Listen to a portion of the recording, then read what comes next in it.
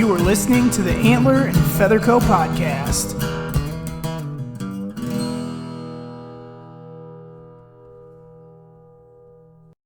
All right, hey guys, what's going on? Welcome back to the Antler and Feather Co. podcast, the podcast for new and adult onset hunters.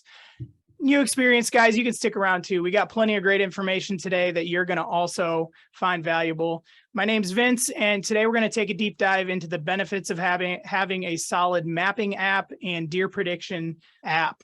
I think most of us have had subscriptions to a number of different apps out there, but I just want to know, am I using it to the full potential?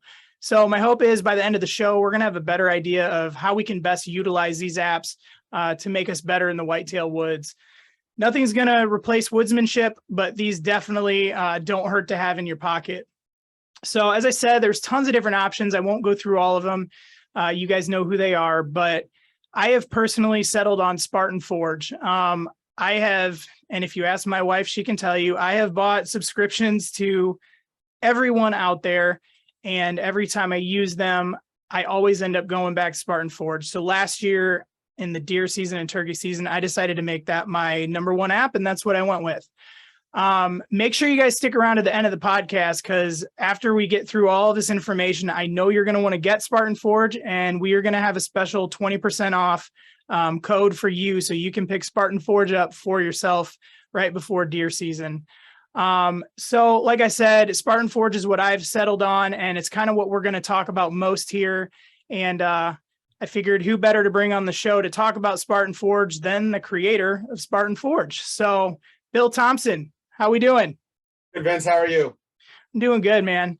I appreciate you coming on here. I feel like mapping apps, especially for myself as a newer hunter and for other newer hunters, I feel like they're great to have. And most of them are pretty intuitive in terms of just how to look at the map and kind of see what an aerial view of where you're at is. But I know that there's a lot more that you can pull off of a mapping app for information. So I'm hoping that we can kind of dig into that and kind of understand, especially Spartan Forge, how to understand it better, because your map side of it has tons and tons of layers that they're just, all of them are super awesome. And I hope to get into like the benefits of all the different layers you offer, but then the intel side of the app as well is super interesting.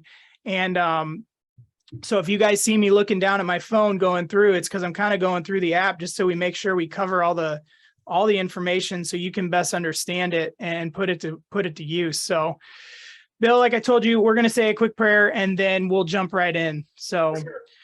All right. Lord, we thank you for Jesus. We thank you for what he did on the cross in our place. He paid the debt that we would never be able to pay on our own. And I thank you for Bill. I thank you for his willingness to come on here. And I just ask that you would be over this conversation and that you would be with us. And through this podcast and through this conversation, I hope that you can work through me to bring more people into your kingdom, as well as get more people into your creation. What you've created is absolutely beautiful, absolutely awesome. And it would be great just for as many people as can get out into the woods to appreciate it. I just hope that you can reach them through this podcast. I just want to glorify you through everything I do. And we ask all these things in Jesus' name. Amen. Amen. All right.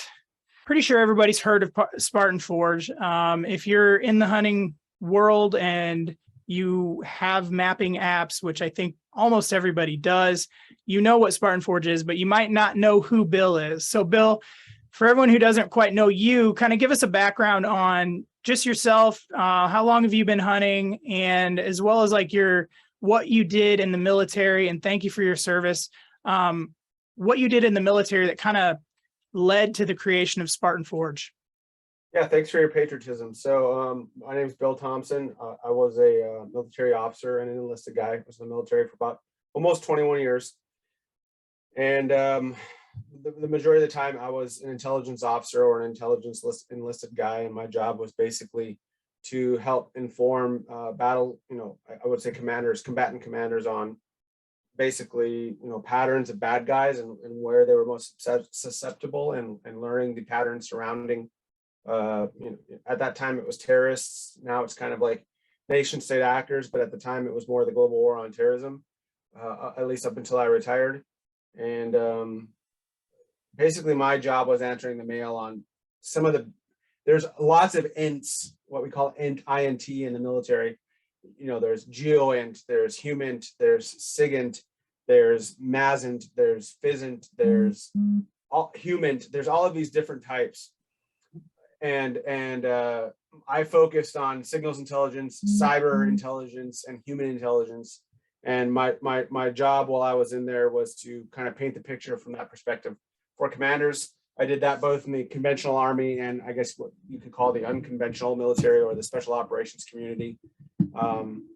And yeah, so I've also been a hunter for about, I'm starting to lose my I believe I first started bow hunting. I've kind of been hunting all of my life, but bow hunting and seriously hunting for 15 or 16 years. And, there's a lot of overlap in hunting and in being a service person, in that, especially in the jobs that I was in, you're trying to solve targeting problems.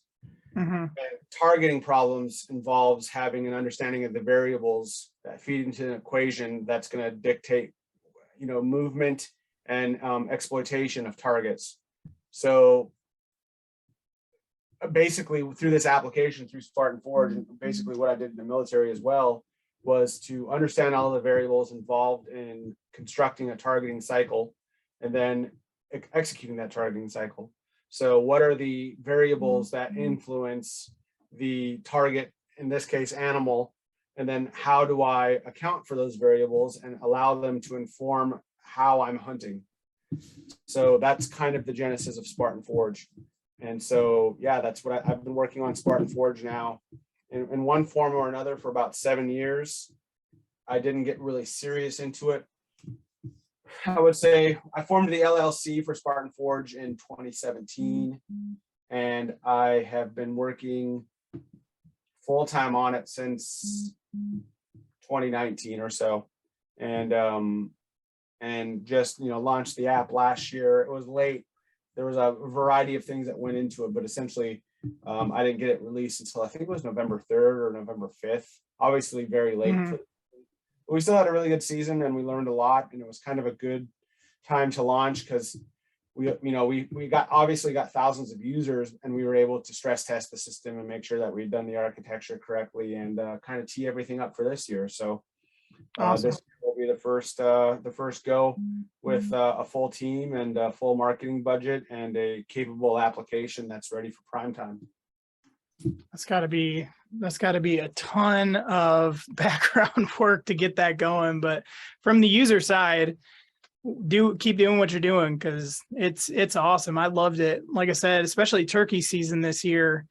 I killed a bird opening day, and I use your app to kind of e-scout, and then obviously all throughout the woods, because it's hard to see where I was at, and like I said, being new still, just what I lack in like woodsmanship and understanding where I just don't know my public land that well yet. So I was in Spartan. I was burning the battery on my phone like crazy, but that's awesome. So was there anything about any of the other apps out there? Was there anything you found lacking with them that made you want to create Spartan Forge, or was it you just had this idea specifically on the Intel side of it that you wanted to put out there? I thought there was a ton lacking from the other applications. Myself going out into the field before I would hunt, I didn't have a lot of time. Being a military officer, my time was precious. And so when I had downtime at work, or if I was in a team room and had a few moments on a computer, I would be cyber scouting. And cyber scouting is important. Like you said, I think you had said earlier, maybe it was when we were off camera, but there's no replacing boots on the ground scouting. That's absolutely true. Right. Spartan Forge won't do that. And I don't pretend to say that Spartan Forge will do that.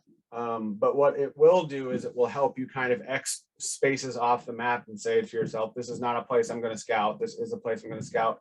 And then again, kind of do that variable analysis, that multivariate analysis that allows you to make an informed decision.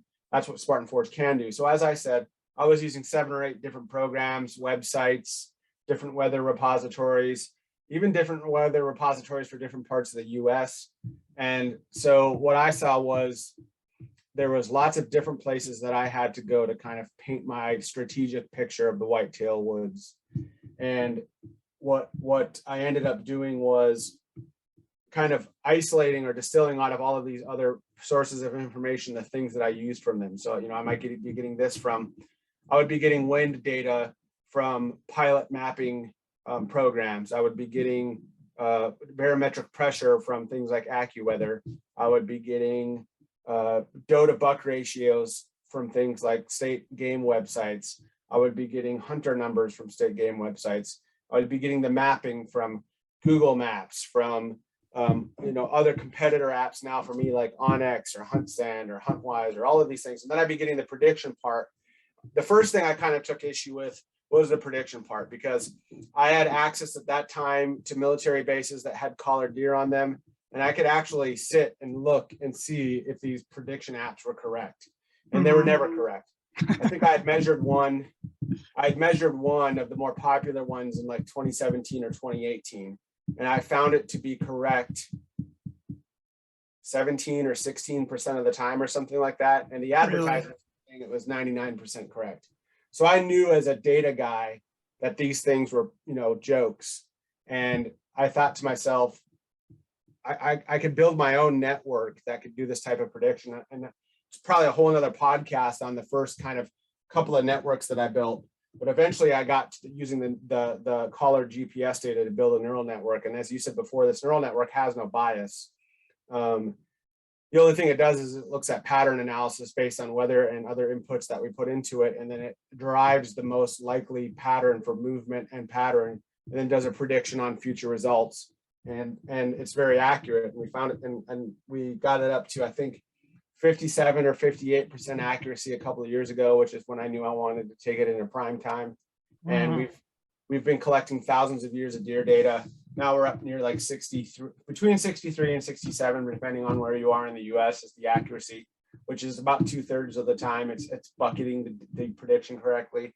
And so, and then as you asked, I've gotten a long ways from your question, but your question was what was lacking? Well, what was lacking for me was the historical context about whitetails in an area, the buck to doe ratios, the whitetail populations, the acres of public land that were available, the proximity of public land that was available, the actual wind data visually represented on the ground from the correct weather repository. One of the problems that occurs is some weather apps are very good at some parts of the US and not so good at other parts in the US. And it has to do with the density of weather reporting hardware that they have on the ground. And so they're more dense in one area than they are in another, or they're getting it from a certain airport and another one's getting it from an airport near there, or they're getting it from a weather vane that they put out themselves. So there's a lot of inconsistency. On top of that, not understanding for, as you talked about being a new hunter, not, what does a fern plant look like in Pennsylvania versus what does it look like in Minnesota, or are deer even eating those in certain parts of the country? And isolating and breaking down all of those things took a tremendous amount of time. But, guys on our pro staff like Andy May or Garrett Prawl, who I think you're talking to pretty soon, that's all information that you need before you can go into the whitetail woods, especially if you're traveling and you're going to a place you've never been before. You really need to know all of that stuff. But then also, it was very difficult to get aggregated weather data. So in other words, if I'm scouting in July for a hunt in November, I want to know what the primary winds are in certain spots of the country. That wasn't something I was getting from any of the apps. I wanted to look at historical changes in the topography and the vegetative cover on the ground in areas, because that will derive and change deer movement as it goes forward, which is evidenced in the GPS data. All of these things are not in the other apps that are out there. And even though it might not be obvious on its face, everything I just talked about is available inside of Spartan Forge. You just kind of have to go digging around for it, because what I wanted to do with the application was create an application that was simple enough. If someone just wanted to drop points, they could just drop points. So if they just wanted to go out and scout and drop points, they could do that. But if they really wanted to get into the nitty gritty and have a firm understanding of what's going on in a particular area, that they could do that deep dive, and it was all centralized inside of the application. So yeah, I found a lot lacking inside of these other applications. And really it comes down to they haven't been challenged or pushed. So, there's been 2 or 3, main, hunting apps that are out there, and everybody knows them ad nauseum. They really haven't changed in 4 or 5 years. Right. And the only change that has occurred because the mapping systems that they use have updated. So as a point of contact, Mapbox now offers 3D mapping and things like terrain emphasis. That's not something any of these hunting apps that are offering that have built. Mapbox built those things, and then these mapping companies just adopt it and then put it in their application, then they market it, and that's BS. So they're moving at the speed of what other companies are, of the other companies that they're paying to do these things. And hunters really deserve better. So what I've been trying to do with Spartan Forge is define new technical areas of opportunity and then get after them as voraciously as possible. And I think that's evidenced out when you look at the velocity of what we've done with Spartan Forge in the last 9 months. We're already as good as the other apps that have been out there for 10 or 12 years. Sure. So give me 2 or 3 more years, and the delta between what I can offer a hunter and what these other apps are going to be offering hunters is going to be so vast, it'll be incomprehensible. And I'm not trying to be braggadocious or puff my chest here. All I'm trying to say is I'm driven to offer the hunter as much as possible, and that will be evidenced out by what I'm actually doing with the application. If you examine our builds and our changes and what we're adding to the application, what was in there 7 months ago and what's in there now is so far apart that it's not even like calling it the same app as what it was before.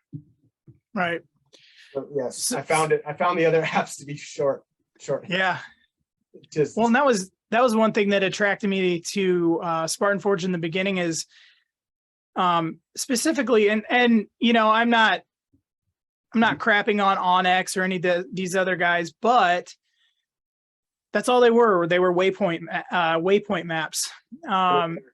Now they've come out with things that, maybe it's because I'm still newer. So when they come out with like, what kind of trees are out here, you can make a layer for that. What is this? What is that?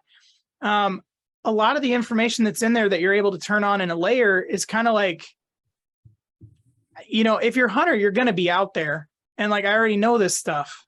It wasn't offering anything to me. And at least how I knew how to use the app, it wasn't offering anything that was actually beneficial to my hunting other than a map. So when I saw Spartan Forge and specifically the just all the detail that goes into the intel side of it, and then finding out that it's not, the intel side's not Bill Thompson's opinion.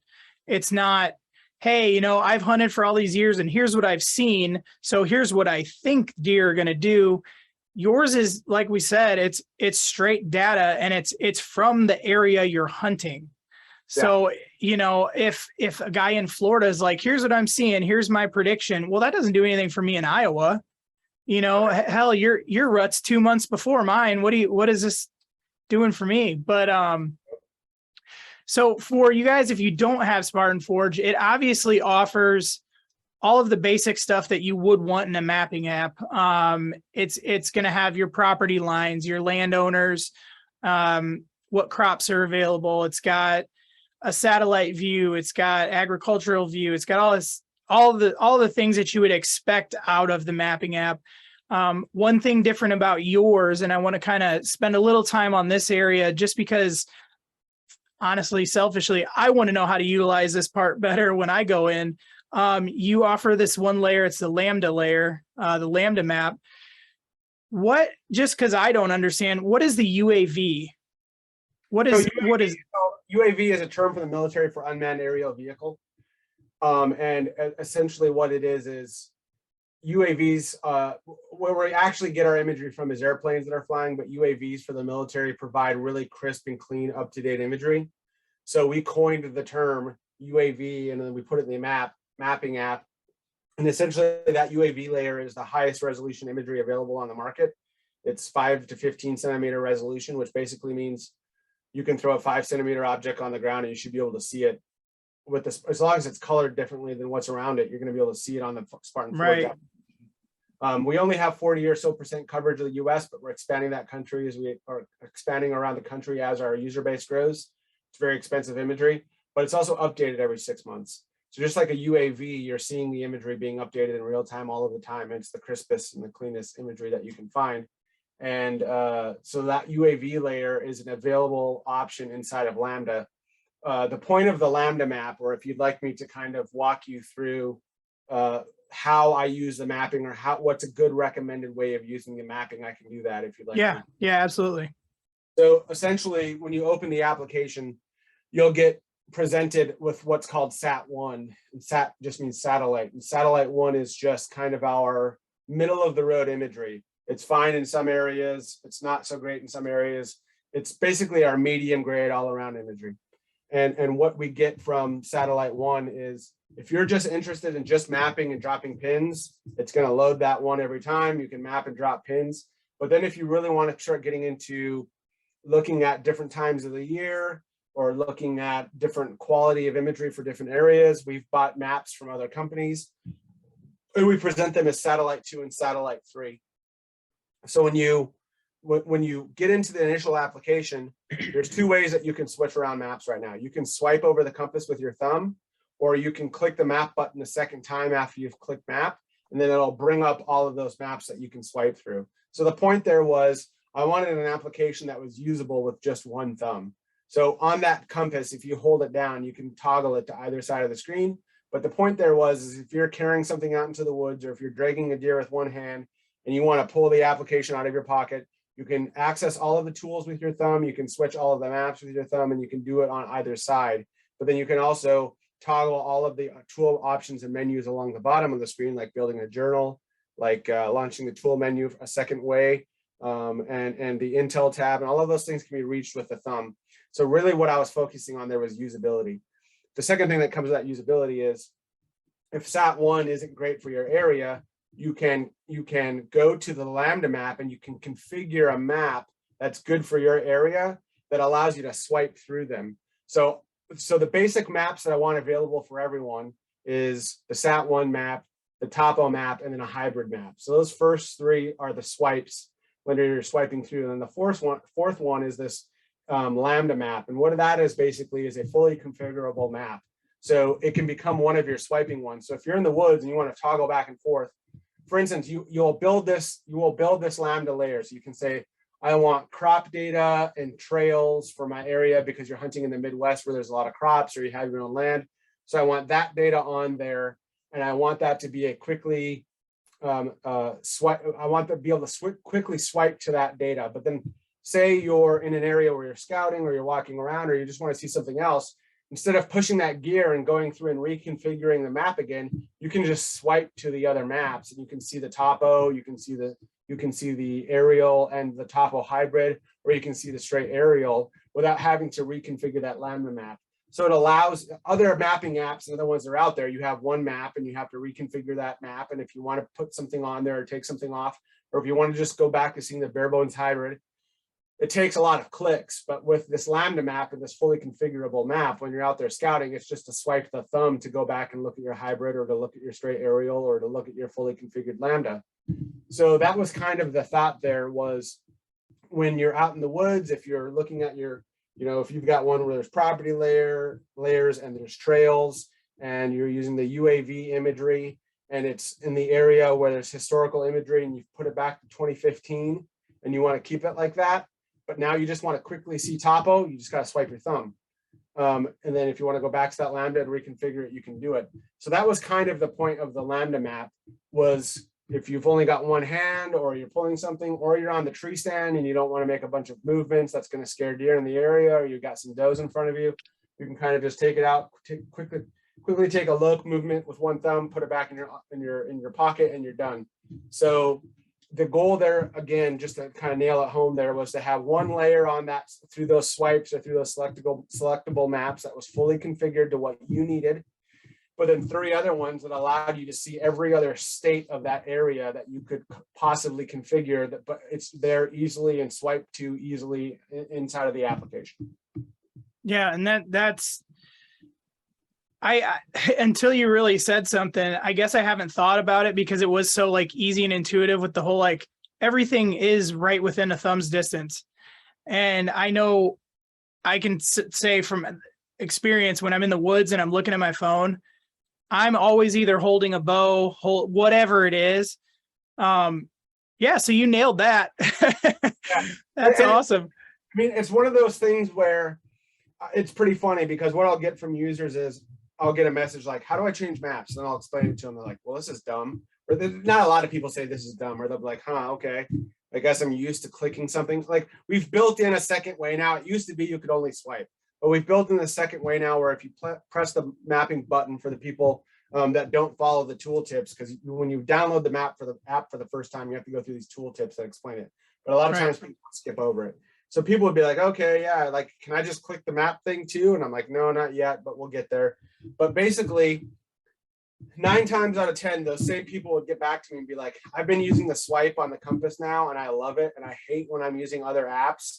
It doesn't matter what the app is. If it's another competitor app, or it's Google Maps, or it's Gaia or whatever, they're like, man, I hate, like, it takes me 5 or 6 clicks to get to another map. Whereas on Spartan Forge, I just swipe my thumb once and I'm there. And you kind of don't notice. I think it's good UI and UX design when you don't notice the simplicity of it. You just are operating in that space, and it's quick and efficient. But it becomes really obvious to you whenever you go to other mapping applications that don't have those things in mind whenever they're designing it. You know, we are between 2 or 3 times less clicks to get to every piece of data. Like in a competitor app, if you want to see state data for a state that you're not in, if you're not paying for that, right, which most people don't pay for one state, we give you all 50 states for about the same price that you're getting one state from the competitor apps. But if you want to go and look at one of those other ones, it's a click, it's a pan to the area, it's a click on the map, it's a download of that data, or it's a paying for that data. Then it's layering that data on the current map set, and then it's collapsing that drawer and then panning in the area. With Spartan Forge, is just go to the Lambda map, turn the layer on, and then go back to the map. It's 3 clicks. So a lot of people in the UI, a lot of people aren't user interface and user experience designers, but it becomes really important when you kind of can reflect or stand outside of it and be like, oh, wow, I'm getting there with 3 clicks instead of 7. That again is just quality. It's what the type of quality that I'm trying to build into the application. Well, yeah, especially when you're out hunting or scouting, and your mind is in a million different places. And the fact that a lot of the other apps that when you want to look at something, you almost have to take your mind completely off of what's going on around you, which is not good when you're in the woods, and really focus on, clicking and, like you said, getting 5, 6, 7 pages through till you finally get where you're going. Yeah, that's one thing about it I love. You can pull up everything you need, super simple, super quickly, with one thumb. You don't have to set your bow down, or if you are in the stand or in a saddle or whatever.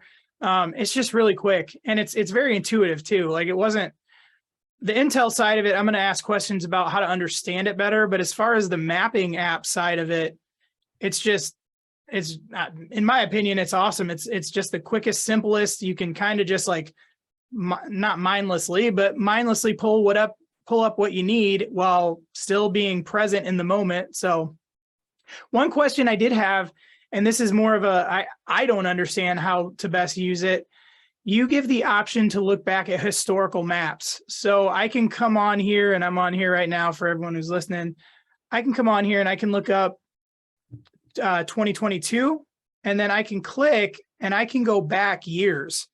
So, and that'll pull up map data from that particular year. So I can look back at 2017. What was your intent of doing that, and why did you put that in there? So there's a few reasons. The primary one is, especially when you turn on the public land layer and you're looking at public land, you can look at the way that it's shifted over time. And what you can derive from that is the amount of time that trees have been cleared, or different things have been planted, or houses have been moved. And then what that tells you is it tells you the vegetative age structure of what's in that surrounding area. And the vegetative age structure is indicative of whether or not deer would be around there feeding. So generally, depending on where you are in the country, it's between 1 and 5 years after ground is cleared. Natural forage, which is, the science is clear, that's the best type of forage for deer. people plant a lot of forage in a lot of areas, like they'll buy chicory or they'll buy oats or they'll buy corn. If it doesn't grow naturally in that area, you're going to have to put a lot of money into different types of, like fertilizers or ammonias, or you're going to have to sour the soil or sweeten the soil. You're going to have to change all kinds of things to get things to grow. Really, you don't need to do that. All you need to do is clear the ground. It's kind of a peripheral thing, but essentially what you can do with that historical is you can go back and say, oh, okay, it looks like this ground here was cleared away from a construction company, who's going to build some condominiums there, but it was moved away 2 years ago. Or this timber cut was made in this part of the woods by a logging company 3 years ago. So now I can expect to find forage on the ground there that deer can get to. But once those trees grow too long and you get past like 5, 6, 7, 8, 9 years, now you're getting into an area where a lot of the canopy is too high for deer. And if they're not mass producing trees like oaks or something like that, where it's falling on the ground, now you're not going to see the concentration of deer or the deer numbers in that area that you otherwise would if the cuts were younger. So that's kind of like the first thing. But then the second thing is a lot of the imagery now, and it's expanding, especially if you did the last update, we've really upped the amount of this high resolution imagery. But if you look at it, a lot of it is near cities and near highways and near places, and we've expanded it out some. But the other thing that you can do with that is, with a lot of construction companies, some of my best spots where I've hunted has been where a place is cleared away, trees are cleared away, and there's a construction company that's going to start hunting there next year. I'll a lot of times go up and just talk to those guys and be like, who's the foreman? And talk to the foreman and be like, hey, do you guys mind if I hunt off this property?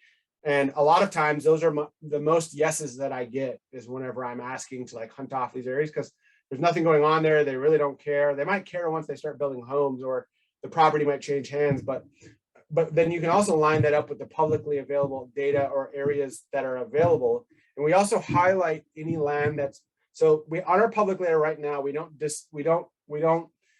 really tell you the difference between hunting land or just publicly available land. We are going to build that in later, because sometimes you'll see it's like a park or something. Yeah. But it's important for you to know that those parks are there, because a lot of times you can, again, in West Virginia here, some of my best hunting spots are in the woods of parks where I've went and talked to the people that manage it. And since it was bought with federal money or state tax money, a lot of times if you're just like, at the time, a couple of years ago, I was still in the military. I was like, hey, as a military guy, I just moved here. I'd really like to bow hunt, up on this ridge where you guys don't clear it away because it's just a park area and no one really goes up there. A lot of times they'll say yes to me, whereas those aren't highlighted in other apps.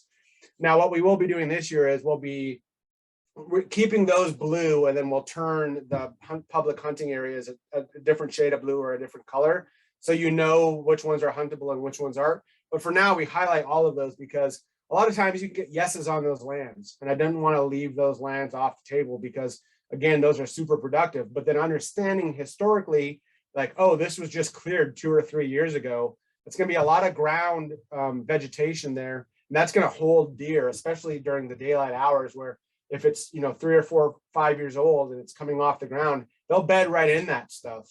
And that's good for hunters to know. So it's kind of a long-winded answer, but it's important, and that's how I use the historical stuff in an area. The second thing, which I said there are 2 major things I do with it.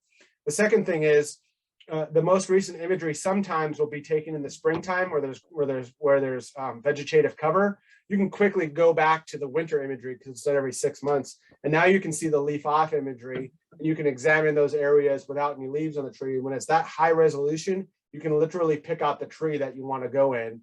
And subsequent updates, you'll actually be able to measure the trees. So it's getting super, super specific. And you'll be able to literally pick you can pick your tree out right now, but in a month or two, you'll be able to pick your tree out and you'll be able to measure it and say, oh, this is a 35-foot poplar, and I'll be able to get up into this no problem. Whereas in other apps or even on our lower quality imagery, you have no idea if it's a 3-inch diameter tree that you'll never be able to get up in, right, or if it's a 10-foot or not 10-foot, but 2-foot diameter tree. So right. 2 primary ways I would say most people would use that. And there are other peripheral ways to do it, but those are kind of the main ones. The first thing that pops to my mind with that, now that you've kind of explained that, is I got into urban hunting. Obviously, I've learned a ton from Seek One, watching them hunt, and I know you've worked with Seek One a lot too.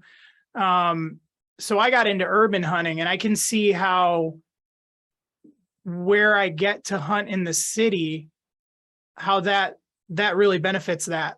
Yes, Especially absolutely. where I'm at, there's a lot of development going on. There's constantly things being built, torn down, moved. So that's awesome because now I know that sets me up even better going into this season on the urban side of things. Now that I understand that better. So Yep, absolutely. And I can tell so you the Seek One guys use it in the same way that I yeah, just and they do pretty good. So they do pretty well. they're okay. I don't want to say they're great, but no, I'm Yeah, just yeah, kidding. Those yeah. guys are awesome. But so kind of transitioning into the real meat and potatoes of this app, getting into the Intel side. So if you guys have not opened the app yet, one thing I like too, which I don't know if not all the other apps offer all of this just basic information even, but like I found myself in the past before using Spartan Forge, I'd pull up OnX or HuntWise, and I would have to toggle back and forth between the weather, between different sources to find what the wind's really doing. Because I did find in some of the other apps, like it says, hey, your wind is northwest. And I'm sitting there and I'm like, nah, it hasn't been northwest this entire time. Yeah. So I'd always toggle around everywhere. In the app, it gives you, like I'm looking right now, it gives you your wind direction, your speed, talks about precipitation, sun up, sun down, first light, last light, talks about moon phases.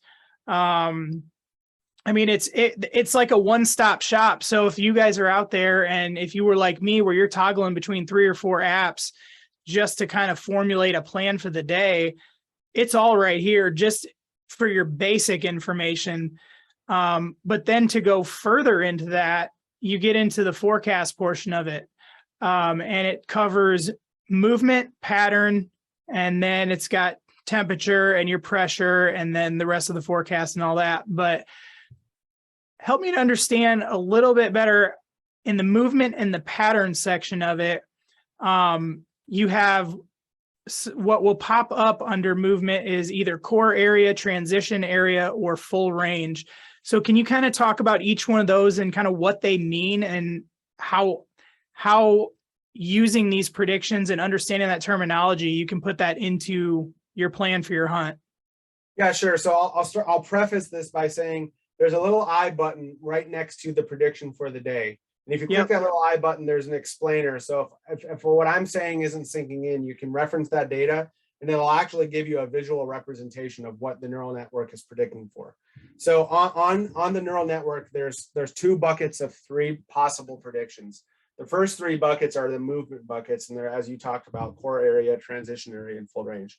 So core area is basically, when we're training these neural networks, we're telling the neural network to recognize, are the deer during daylight hours generally staying in their core areas? Are they venturing out into their transition areas, or are they out into their full range areas? Where, in other words, if you were to plot every GPS point that deer's ever popped, they during the daylight hours, they could be anywhere inside of that glob of points. So what the neural network's doing is it's looking at, I think it's 21 or 23 different weather reference points, along with some other things that we throw in there. The neural network gets all of that information. Then it's actually observing what the deer are doing during the daylight hours and then during the rest of the 24-hour period.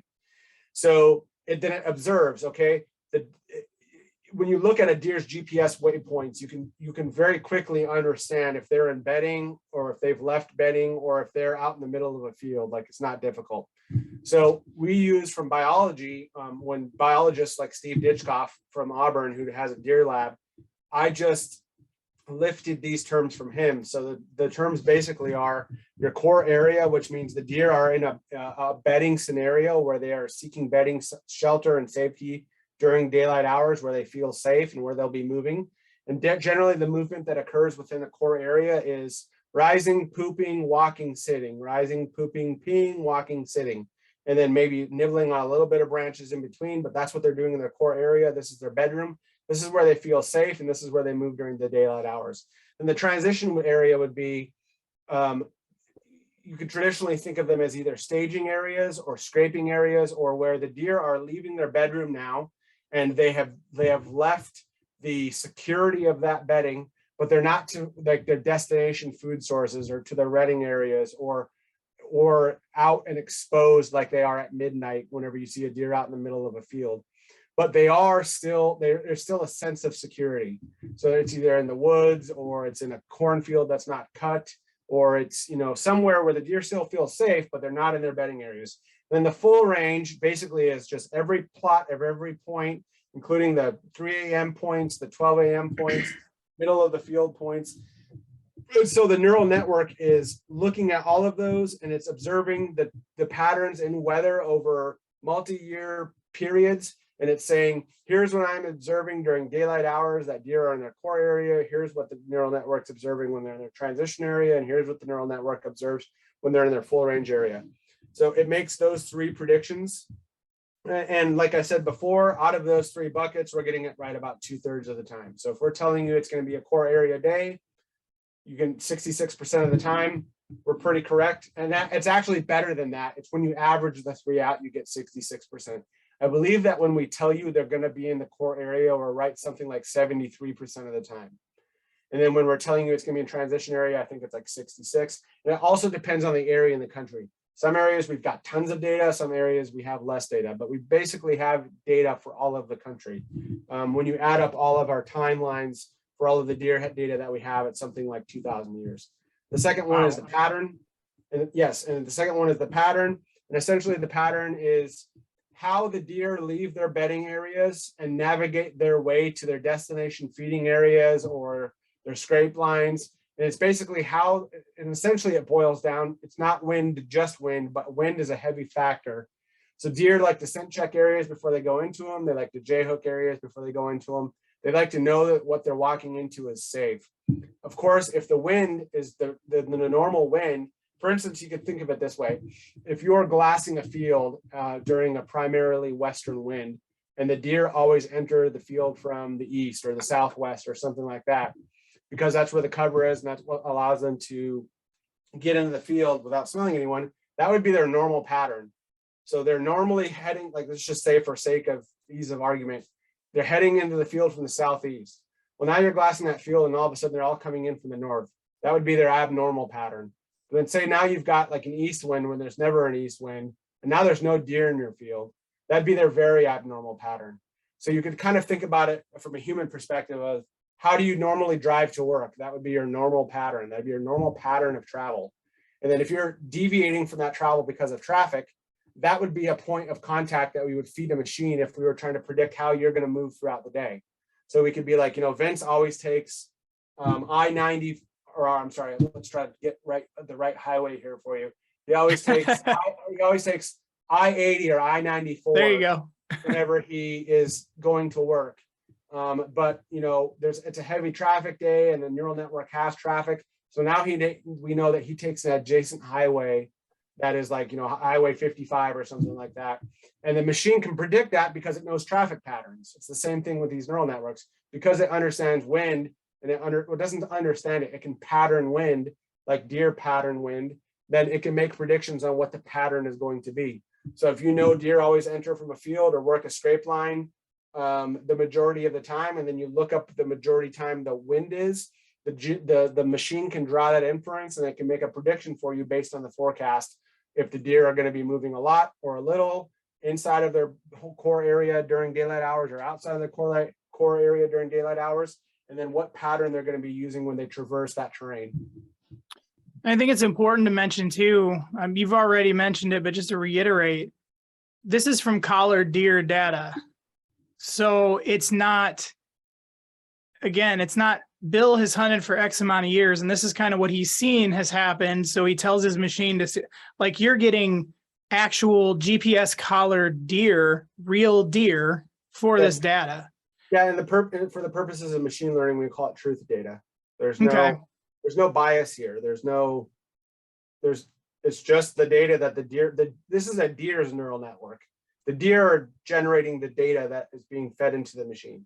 And is this something you get, and I'm not trying to like pry into your secret formula, but is this like, do you work with, you mentioned working with a guy at Auburn. Is this something you pull from universities across the country, or?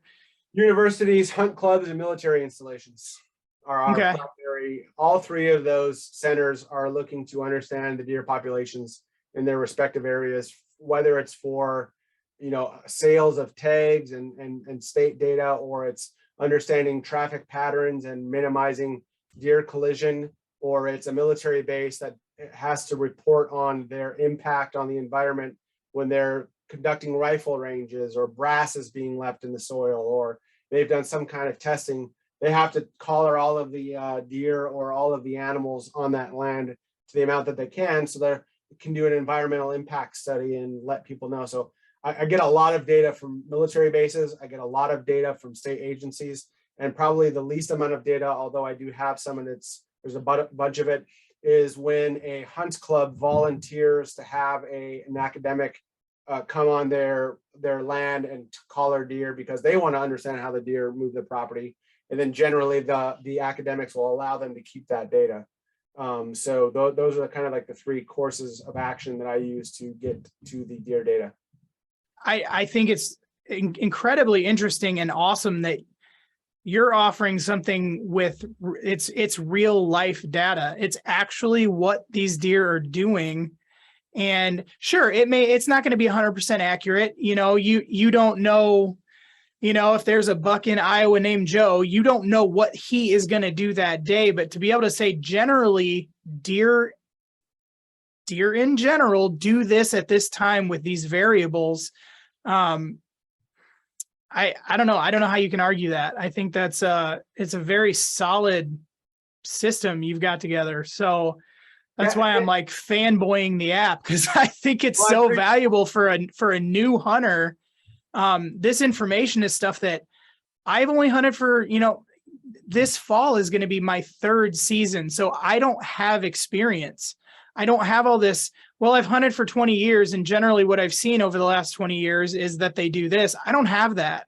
So to be able to have kind of at least a starting point, even if it's just that, to have a starting point to say, this is kind of what the deer should be doing, that's huge for a new hunter.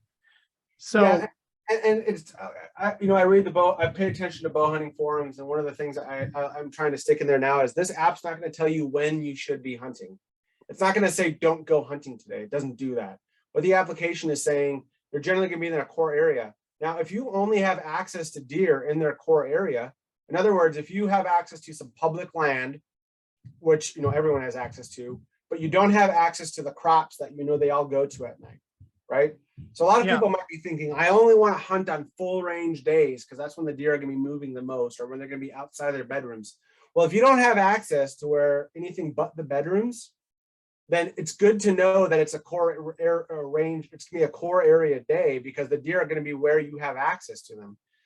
Lee Ellis tells a great story from the Seek One crew that you referenced earlier, where he only had access to a deer.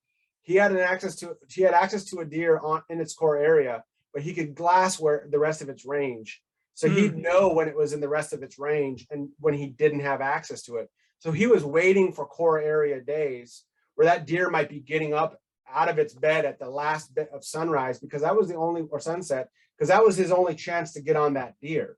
He didn't want to get in there at 2 p.m. when the deer might be up and about, because he'll never get into the tree. That deer is going to be up and moving around on a full range day. And it might not even be in that set of woods. So the app's not there to tell you when you should hunt or not hunt. The app's there to tell you when you can predict if they're going to be remaining in their core area or in those other places that I talked about before. What might be a question that comes to someone's mind is like, well, you're making these predictions and that's great. And you have data and that's great. But do you actually have eyes on the ground that can confirm to say, hey, I look at your app today and it said this, and sure enough, that's what happened, or vice versa? When I was doing kind of some homework on how to go about this podcast, I heard you allude to, like, guys, remember he has a pro staff, and these guys are, and you can explain it better than me, but like, to my understanding, you've got guys out there using the information and seeing that it's actually, it is correct, at least most of the time. Yeah, we have pro staff that are constantly hunting, constantly in the field. Again, not to keep referencing that. Well, I can reference other hunters on the pro staff. A guy like Johnny Stewart, who's another prolific pro staffer for us, has never done scouting, has never done hunting. He's always doing it. He's always observing them, and he's always pulling cameras, and he's always critiquing the data and letting me know that, yeah, he finds it to be accurate about 2/3 of the time. Secondly, we have academics that monitor the data and academics that we've built models for. And there's about to be a podcast with myself and Steve Ditchkoff from Auburn and the Seek One guys, and he has neural networks that we've built that he uses both for his wild collared deer. Well, he doesn't have any right now. He got rid of his last wild collared deer last year, but he uses it for the pen deer, and he finds it to be extremely accurate. But then the third point of contact is I have real-time GPS deer data in a few states. So I can actually look at my prediction for the week, and then I can watch it unfold in real time when I'm watching the collared deer. And I can, again, I come down between 60 and 70% accuracy when I look at when I add up all of the movement of all of the deer and I take the mean value out of all of that movement. And then I look at the app, and the app says, well, it was core area today. And then at midnight, I take the data, I aggregate it, I get the average of it. And sure enough, the majority of deer remained in their core area for the day. That is how we know that we're not. There's a couple of ways in machine learning that we can test and make sure that this isn't static, but that's one of them. And then there are other useful ones that we do as well that I can get into if you want to. But yeah, so there are many points of contact on how we can test the accuracy of this. And again, this isn't to give somebody a secret pill. This is to recognize that people have full-time jobs and families that they want to spend time with. And they can use deer cameras, they can use scouting, they can use all of these things. And again, it's just that isolation of variables in your equation to try to make that informed decision to say, hey, hon, do you mind watching the kids tonight? I'm going to go out and try to put a tag on a deer. And you're getting that best day to do that. So, for the people who are like, I don't need an app to tell me when to hunt. Well, I think I've already covered it. This app doesn't tell you when to hunt. This app tells you where you can expect deer to be in their core transition or full range area. But then secondly, if you don't want to use that aspect of the application, then use it for the great mapping, use it for the historical. Save time, save your energy, save your money, save your gas money, and do as much digital scouting as you can before you get on the ground. Yeah. It seems like there's like the hunters out there, and there are a lot of hunters who seem like, I'm in the woods every single day. If you're not out there, you don't deserve a deer, blah, blah, blah, blah, blah. The fact of the matter is, it's what you said. There's a lot of people out there, myself included, who I've got full-time job. I've got 2 really young kids. I've got a wife. I want to be present. I want to be a good husband. And if you use this to kind of figure out, I guess the cool thing about it is it does a lot of that. Like I said, flipping through 30 different things to find information. It does everything in one spot. So I can get on here really quickly and I can kind of look like, hey, today looks like it might be a good shot. And I don't have to surf over 16 different apps to try to find the information I'm looking for. And I think that's important. I think a lot of hunters out there are in the same situation. There's a lot of guys who don't just, to those guys who do it for a living, or those guys who do get to hunt all the time because of their life circumstance, that's great. I'm happy for you. I can't do that. So The fact that this app boils everything into the same pot and I can come here and just figure it all out, that's super important to me. So the next part over, so you have forecasts, and then one that I don't quite understand how to use on the historical side. It looks like it's giving like historical information for, is it wind speed, and your temperature, your precipitation, and wind. What would be the benefit? So if I know today, I can look at what the forecast is for today, but what is the benefit for me to look 2 weeks back, 4 weeks back, et cetera? What's the benefit of that part of the app? So there's a few, and I'll go to the first one. So the first thing is that representation is called a polar plot. What the polar plot it's doing is it's trying to show you a few things of information that kind of help you conceptualize what are the normative environmental factors in an area. So when we look at this polar plot, and the one I'm looking at, it has spikes that are colored. The largest spike constitutes the largest percentage of wind in an area. So I'm looking at mine, and southwest has a really large spike. And then at the bottom of the polar plot, it says prevailing wind is a southwest at 26%. So over the last 2 weeks, the majority of the wind has been southwest at 26%.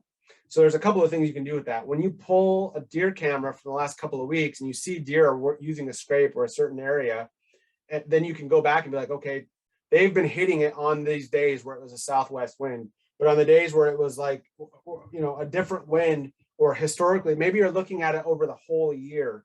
So then you can go click the calendar and you can say, look, I want to see in November what the predominant wind is. And so now I click that and mine has changed to a west wind. So now when I'm doing that digital scouting and I'm looking at the map and I'm plotting points with the application, and I'm saying, okay, the deer were hitting this scrape when the primary wind was a western wind, and it looks like it was about 48% of the time. So now I know that the deer hit this scrape in a specific area when there's this specific type of wind, or generally when it's a western wind. But then separately, when I'm scouting areas that I've never been into, I can identify, especially in topography, well, not even in areas without a lot of topography, it fits for any area. When I understand the general wind dynamics in an area, if I've never even been there, I can look at a digital map and I can say, okay, here are the leeward features. Here are the areas where the wind is blowing over. If you have like a mountain, right? And then you have a leeward area is everything on the side of that mountain where the wind is going over. So for the people who can see me, it's going to make sense. For the people who can't see me, I'm sorry, you can just Google leeward. But understanding those leeward areas is important for scouting, so that when you are on the side of a hill where there's a lot of scrapes, or you're in the top third or the bottom third of a hill or something like that, now you're understanding what the winds are from that time of year. Generally, when you're going to see a lot of scraping is leading up to the rut and during the rut.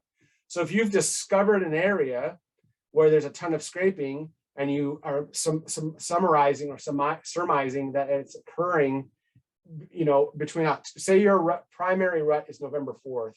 So now I know about 2 weeks before that and about a week after that, this scraping is getting laid down on this hill, even though you're there in March.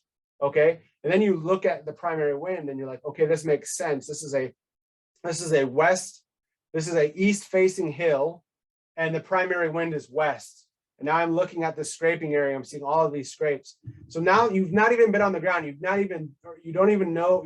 You're looking at it from a map, and you can say, okay, now I've marked this area, and I know when that wind is present during prime rut, I need to enter maybe from the bottom, from the east, and I need to get up near that scraping. And now I know deer will be using that area during the primary rut.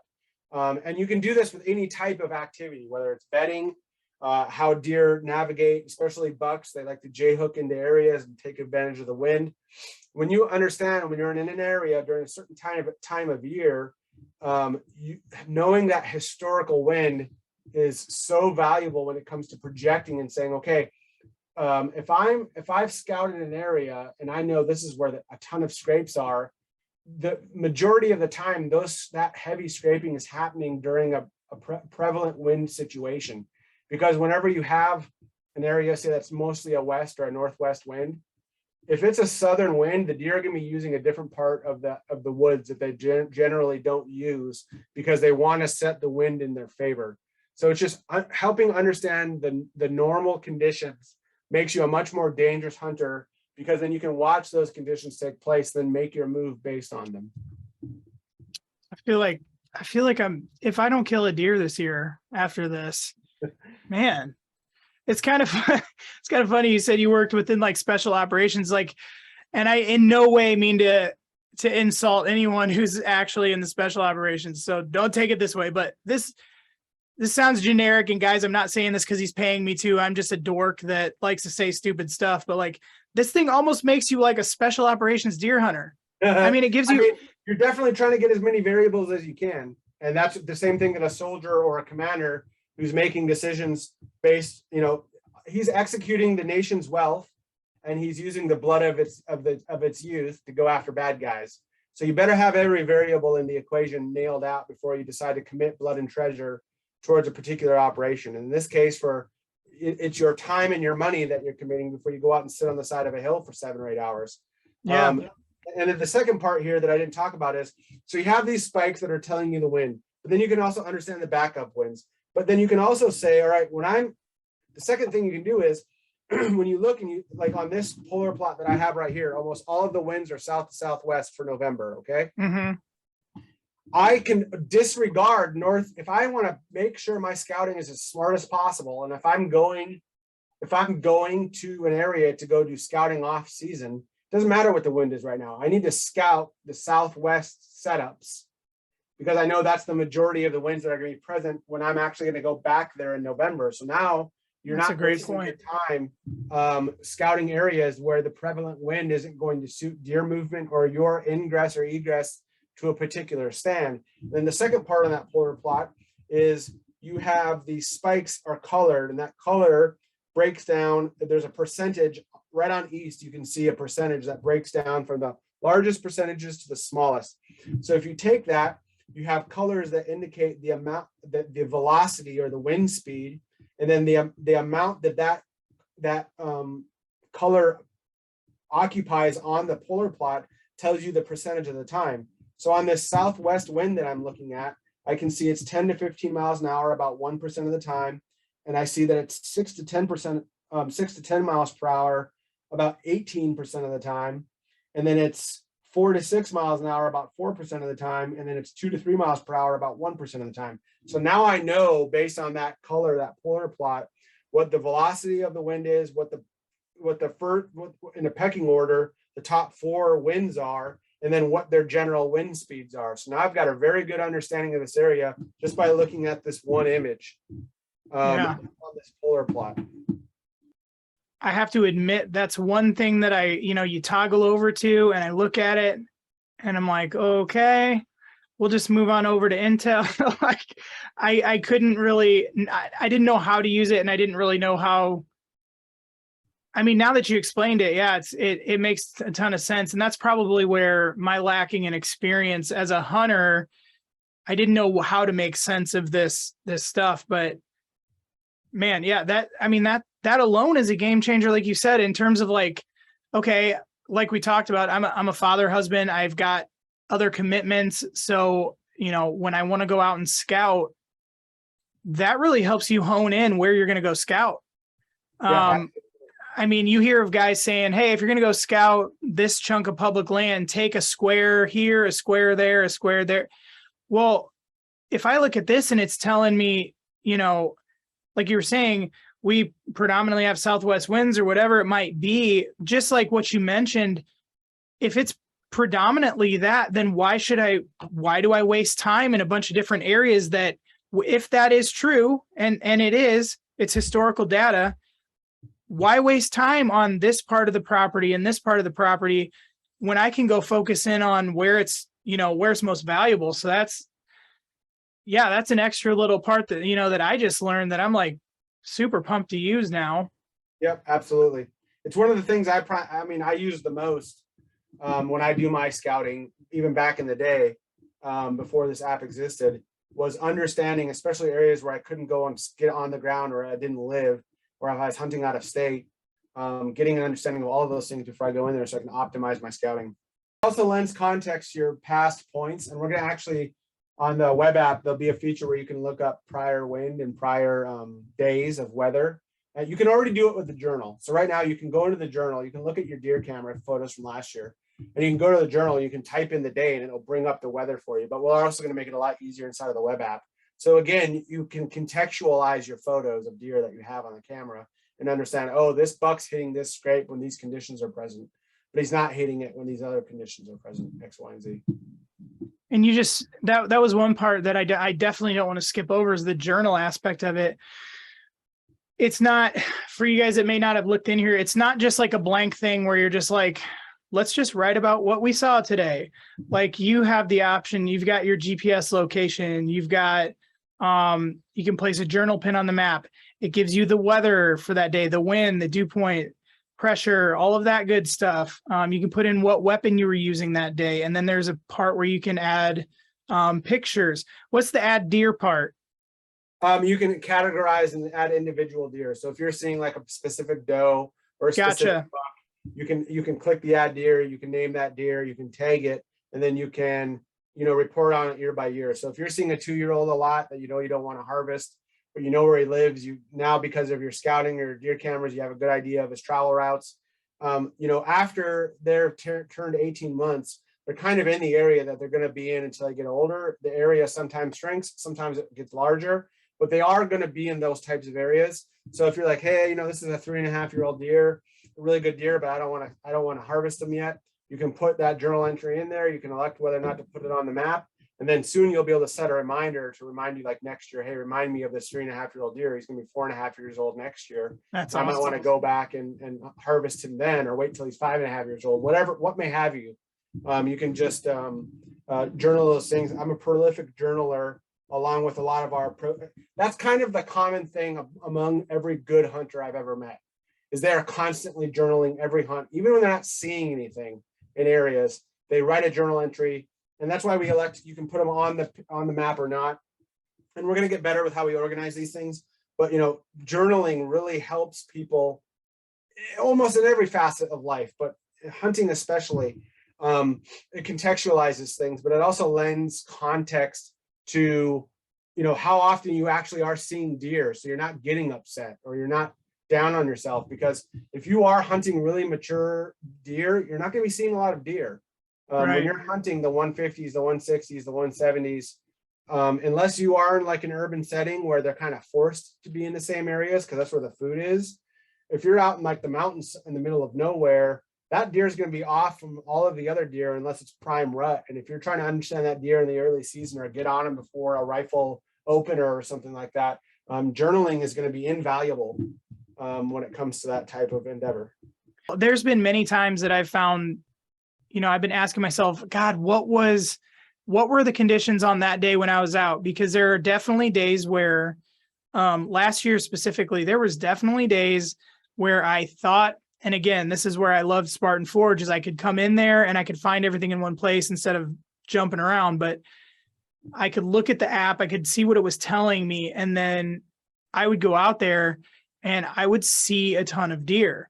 And then there were days where the app says basically, it makes it look like in the area I was hunting, you may not see a ton. And that was true as well. But then trying to figure out, okay, so then why weren't there deer that day?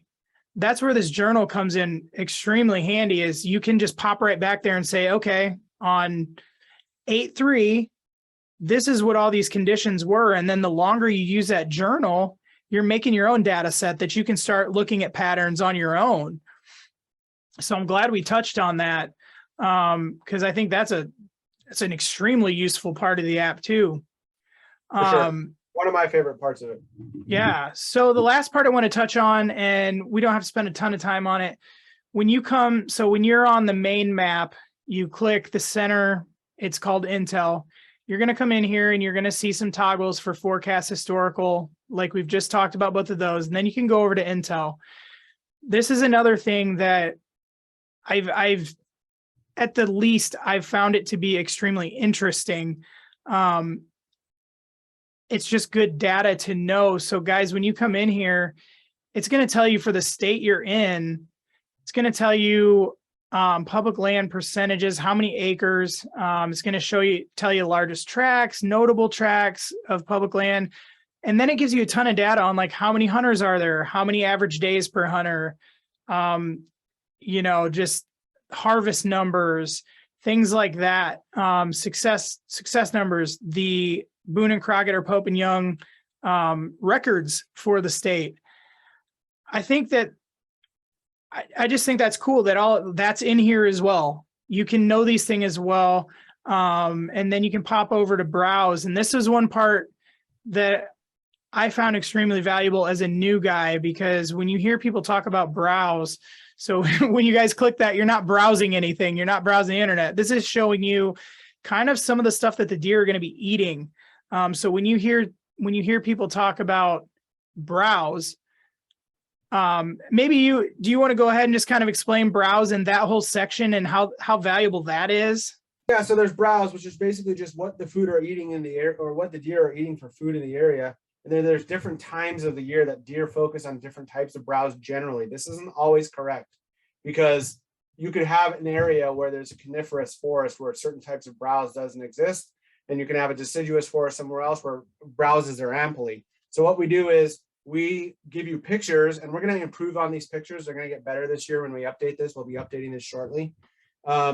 So that when you're out there on the ground, you can be like, okay, this is actually what beech looks like, or this is what this is what an eastern pine seedling looks like, which lots of deer feed on. A lot of people don't know that. Or here's what fern look like, and here's the time of year you should be focusing on. Like say you're doing a late season hunt in Pennsylvania, you want to be scouting for that fern and for that. Well, mostly I scout mostly for fern. But there's a couple of other ones that you can go after. I believe aster or pokeweed is another one. But like late season types of foods that you can focus on, and the pictures are in there. So you're not just walking through an area that deer might be focusing on in late season.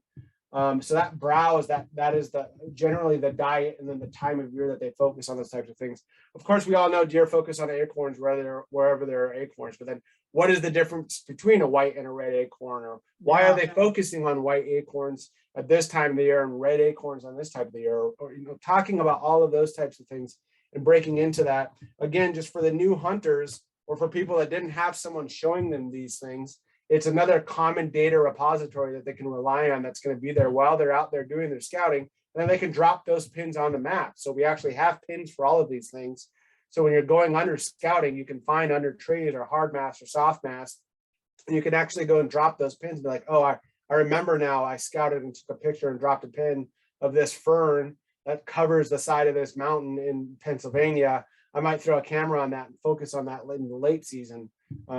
Just for those types of things. Again, it's just centrally, it's making a repository of that data so you can reference it, and you don't have to look all over the internet and try to centralize these things yourself. It's there for you because those are important factors, as we started this podcast, important variables that hunters can look to whenever they're doing their preseason, intraseason, or postseason scouting. That's one part of it that I really appreciated from a newer hunter's point of view, because you hear people talk about, oh, they're going to be feeding on browse, they're going to this and that. And, you're sitting there like, okay, so what the hell is that?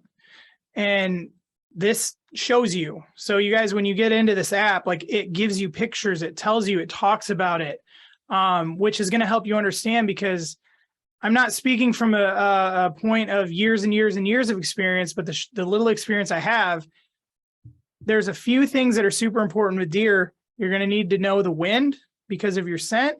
And you're going to need to know what they're feeding on when you're scouting, when you're, if you're a public land hunter where you don't have a set tree stand that you go to every time. If you're trying to pick a tree each time you go out due to the scouting and fresh sign that you're looking at in the moment, like you've got to know what these deer are eating in your area. And it's right there. You don't have to go search the internet. You don't have to, like I said earlier on, you don't have to go listen to Dan in Florida, because what Dan in Florida's deer are eating is going to be much different than what they're eating in your area. And that's all right there for you. You get a picture of it, an explanation, so that you can kind of hone in and maximize your time scouting and in the woods. And yeah, it's just another piece of the puzzle that you're going to need as a new hunter. It's all right there. Yeah, and food, cover, and sex. Yeah, absolutely. What are they eating? When are they eating it? How are they seeking security and shelter? And then how are they getting after the girls when they're ready to stand and mate? Yeah. And to speak to the rut, the mating portion of it too, you've got the common rut dates in there too for the area. And I can tell you, people who aren't new hunters, or people who are new hunters, or people who aren't new hunters. In fact, I know a lot of people who've been hunting for many years and didn't understand the difference here. There's the peak rut date is actually going to be one of your worst days to hunt for the year. So if the peak rut date on your app, it says for your area, it's November 10th. In fact, and I think in your area in Iowa, it'd be November 10th or November 14th. Can't remember. Doesn't matter. I think it's probably, yeah. It's November 10th, let's just say. that's going to be one of your worst days. But what you need to be doing is focusing on the 2 weeks before that and the week after that day. And then looking at the prediction or using your own heuristic, whatever, however you've done it, to say, okay, 2 weeks before that date is when the seeking and chasing is. That's when the bucks are moving, because they're looking for the first receptive does. And the majority of those does will be coming into estrus between 10 and 14 days before that date. You know what I'm saying? So that's people should be, and then for a week after that. So it'll go like, from a buck perspective, I have a date, whatever that date is, let's just say this is 10 November. And this is buck movement. 2 weeks out from that 10 November, you'll see buck movement starting to go like this. And then it'll go like this. It'll kind of come down. And then from here, buck movement will start to go up again as I seek the next, because what will happen is the majority of does will come into estrus, and the majority of bucks that have won mating rights with those does will be locked down trying to mate those does in cover. You'll have a very hard time finding those does. But then after they've mated those does, now they got to go find the does again. So, and when there's less does to mate is when you're going to find the most daytime seeking and chasing. So that's why you want to have, that's why doe to buck ratio is so important for people who haven't hunted for a long time. Doe to buck ratio tells you how many bucks there are for how many does there are. If you have a buck to doe ratio of like 1 to 10, so in other words, there's 1 buck for 10 does, you're not going to see a lot of daytime chasing, because the bucks have an ample amount of does that can just breed at night, because they don't have to worry about other bucks breeding the does. There's plenty of does out there. So you're not going to see a lot of daytime movement, traditional rut behavior, as you would call it. But when you get those 2 to 1 or 1 to 1 or 3 to 1 doe to buck ratios, now those bucks need to go and compete, because those does are going to be coming into estrus, and they need to know when they're coming into estrus. So what I see in the GPS data is when you have balanced sex ratios, you see a lot more movement during those 2 weeks leading up to the peak of rut, because they have to compete. So, kill your does, harvest your does, get as many does on the ground as you can, but throughout the season, with the exception of the rut. And again, this is another one of those things. I validated this with Steve Ditchkoff, kind of talking to him. Of course, if you're going to do doe management, do it early in the season. But it really doesn't matter one way or the other whether you're doing it late or early season. I see people arguing about it, because they're like, well, you're killing next year's buck or whatever. It's like, it doesn't matter if you kill the doe before she was inseminated or not. You're still killing there's still a potentiality for a deer to be born, and you're still getting that potentiality. So it doesn't matter if you do it before she was mated or after. But from a quality of rut perspective, you want to do it before the bucks are before the does are in estrus, because if there are less does, then there's got to be more competition among bucks to mate does. So if you have extra tags or whatever, like, get your does on the ground as early and as often as you can. That's a ton of great information. And guys, like we said, all of this stuff that he just referenced, that's all in this app. And I'm not, like I said, he's not paying me to do this. I really enjoy the app, and I want everybody to be able to understand how to use it properly. But this app is just full of information that you just will not find in other apps. And it's not, like I've said before, I'll say it one more time. It's not Bill's opinion on deer. This is real life data. And I mean, it's just endless. There is so much in there. And I'm speaking mostly to newer guys. Like I said, you don't have experience to fall back on. I don't have experience to fall back on. So to have all of this data that's real data at my fingertips, use it. I mean, you don't have any other option. You don't have experience. So if I want to be proud about it and I don't want to listen to this thing and I want to go figure it out on my own, understand you're probably going to go 5 to 10 years with some pretty terrible deer hunting. I know that when my first year, I saw deer the first day, I didn't see them the rest of the year because I wasn't looking in the right places. I didn't know what to look for. I didn't know what they were feeding on. And then going into the second year, like he said, last year in November, this thing popped out and I had this information and I was able to start using it. And guess what? I started seeing more deer. And that's just fact of what happened.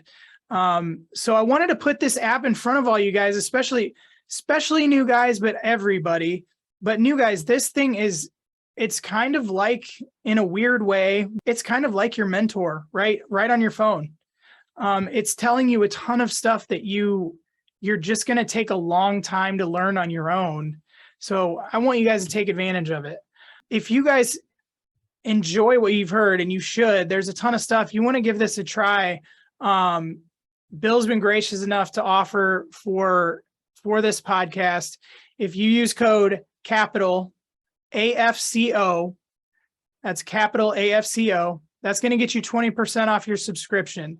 Make sure you go online and do it on a computer, because like every other app, it doesn't work through the app store. So you are going to have to get on your laptop, go to www.spartanforge.ai.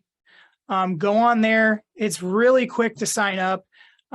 Use that code capital AFCO. That gets you 20% off. I can't imagine any of you guys being disappointed with it. And again, I'm not getting paid to tell you this. I just, as a new hunter, I found this invaluable. So I wanted to put it in front of you guys. And I'm super thankful, Bill, that you would come on here and explain all this stuff for us.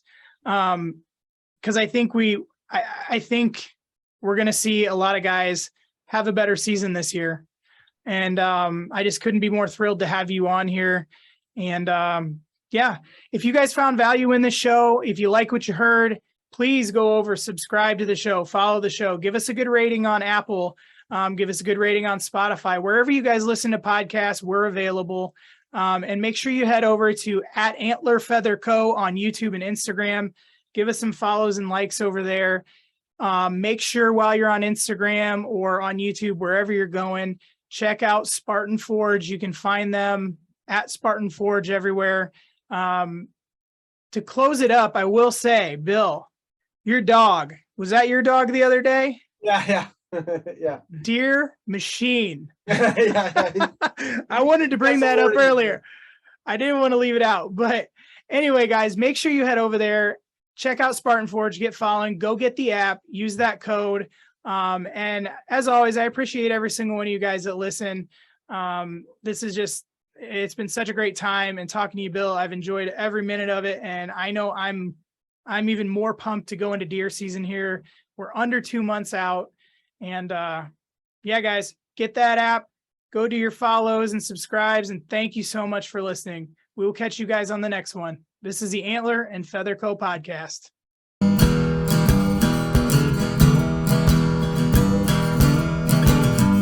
You are listening to the Antler and Feather Co. podcast.